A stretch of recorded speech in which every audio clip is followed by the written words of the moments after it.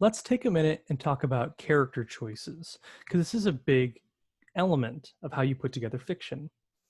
We're going to look specifically at this example from Fahrenheit 451. This is one of the most climactic scenes of the story.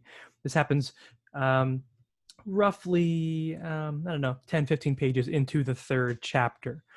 Guy Montag, our fireman, who is tasked with burning books, has responded to a call to go burn down a house with all the books inside. And when he gets to the call, he finds that it's his own house.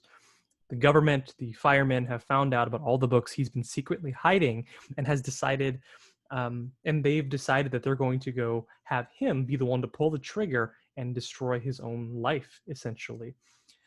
They get there and Montag is hesitant. He doesn't want to do this. His wife has left. She is, shoving out to go somewhere else. She doesn't want to be a part of this. He is torn because his life is almost in ashes, or at least it's about to be. He has a choice to make. He needs to do something. Does he burn down his house? Does he not? If he doesn't do it, then what does he do? And what does that mean for the character? Eventually, he turns the fire sprayer on towards Captain Beatty. He points it at him. His supervisor, the antagonist, the figure of authority here, Beatty says this. He says, "Well, that's one way to get an audience. Hold a gun on a man and force him to listen to your speech. Speech away. What will it be this time? Why don't you belch Shakespeare at me, you fumbling snob? There's no terror, Cassius, in your threats, for I am armed so strong in honesty that they pass by me in idle wind, which I respect not. How's that? Go ahead now, you second-hand literature. Pull the trigger." He took one step towards Montag. Montag only says this. He says, "We never burned right."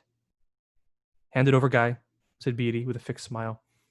And then he was a shrieking blaze, a jumping, sprawling, gibbering mannequin that no longer human or known, with all writhing flame on the lawn as Montag shot one continuous pulse of liquid fire on him. There was a hiss like a great mouthful of spittle banging a red-hot stove, a bubbling and frothing as if salt had been poured over a monstrous black snail to cause a terrible liquefaction and boiling over yellow foam. Montag shut his eyes and shouted, and fought to get his hands to his ears and clamped to cut away the sound.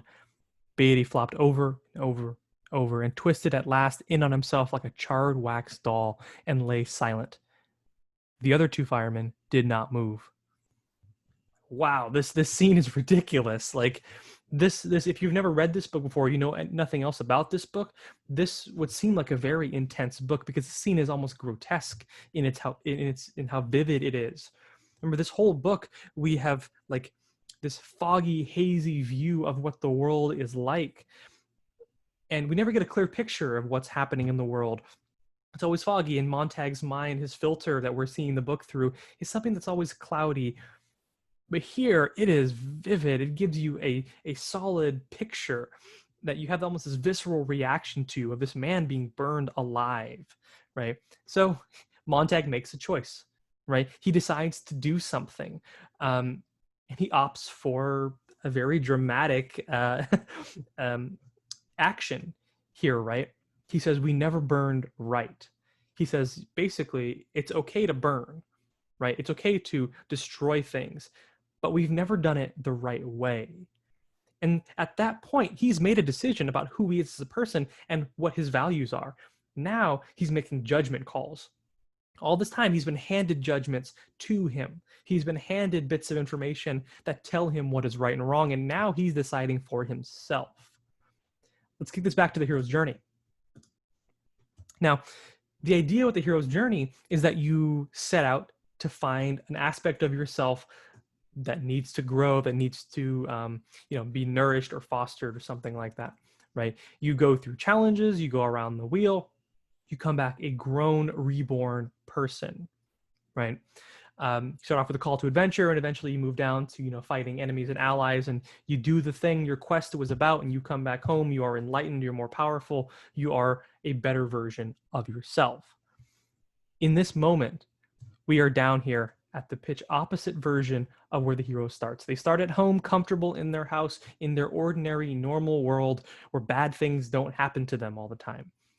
And then somehow they find themselves in this pit, very opposite of where they are. This is the complete opposite of what we see with Guy Montag from page 1 of the story. At page 1, he is thoughtless, he's impressionable, he's someone who doesn't particularly think for himself and is okay with just going through the motions. But by the end, not only does he move his own actions, but he moves them so dramatically. This is also the part of the scene where part of your character dies. There is a metaphorical, sometimes literal, but always metaphorical death that takes place, right? So in this scene, we have a death. We have 2 deaths, if you want to count Captain Beatty, right? The death that we have is the part of Montag that is passive. The death that we have is the part of Montag that doesn't really care about things or doesn't think things through.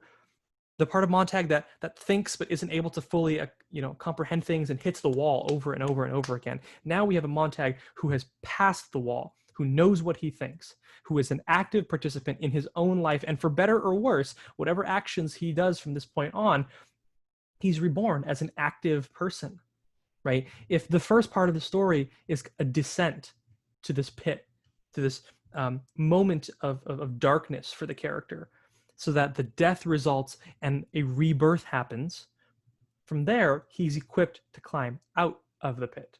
You see how that works? So he's going to climb back to his normal world and be restored as a better version of himself, as a version that he was always meant to become. And that's a really interesting part about this story, right? This happens fairly late in the game, but it's interesting to see the characters' choices. We learn so much about the world that we live in and the characters that we deal with from what they choose to do or choose not to do.